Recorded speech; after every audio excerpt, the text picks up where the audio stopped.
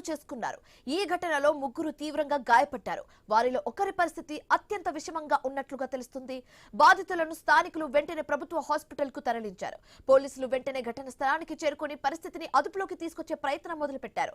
Case నమోదు చేసి దర్యాప్తు చేస్తున్నారు. ఇదే అంశానికి సంబంధించి మరింత తాజా సమాచారం మా కరెస్పాండెంట్ సునీల్ ఫోన్ ద్వారా అందిస్తారు. సునీల్, ఇప్పుడు ఆ ఘర్షణకి మెయిన్ రీజన్స్ ఏంటి?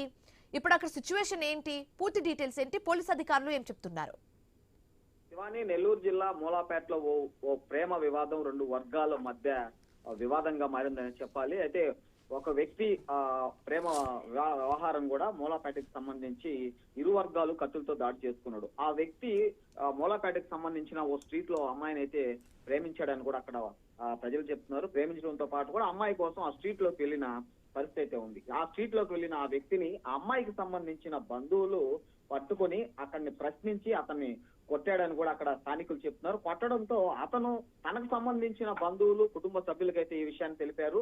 ఈ విషయం తెలపడంతో పాటు కూడా ఇటు అమ్మాయికి సంబంధించి అబ్బాయికి సంబంధించి ఇరు వర్గాలు ఇద్దరు కూడా మూలపేటకు చేరుకొని మాట్లాడుకుందాం అనే విధంగా అక్కడికి వచ్చిన పరిస్థితి అయితే ఉంది. అయితే ఆ మాట్లాడుకునే విధానం కొద్దిగా మాటలు పెరగడంతో వివాదానికి దారితీసింది. ఈ వివాదానికి దారి తీయడంతో ఒక వర్గీయులు మరో వర్గీయులని కత్తిలతో దాడి చేసిన పరిస్థితి అయితే ఉంది. ఈ దాడికి సంబంధించి కూడా ముగ్గురు వ్యక్తులకి తీవ్రంగా గాయాలైన పరిస్థితి. గాయాలవడంతో పాటు కూడా చుట్టుపక్కల ఉన్న వ్యక్తులు, గాయపడిన వ్యక్తులు ఎవరైతే ఉన్నారో వారిని నెల్లూరులోని ప్రభుత్వ హాస్పిటల్ కి తరలించారు. వారిలో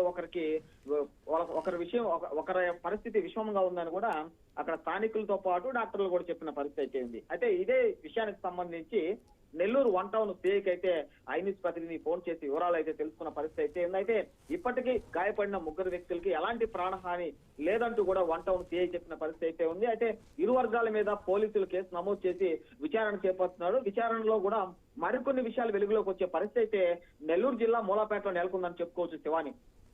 థ్యాంక్ యూ సునీల్.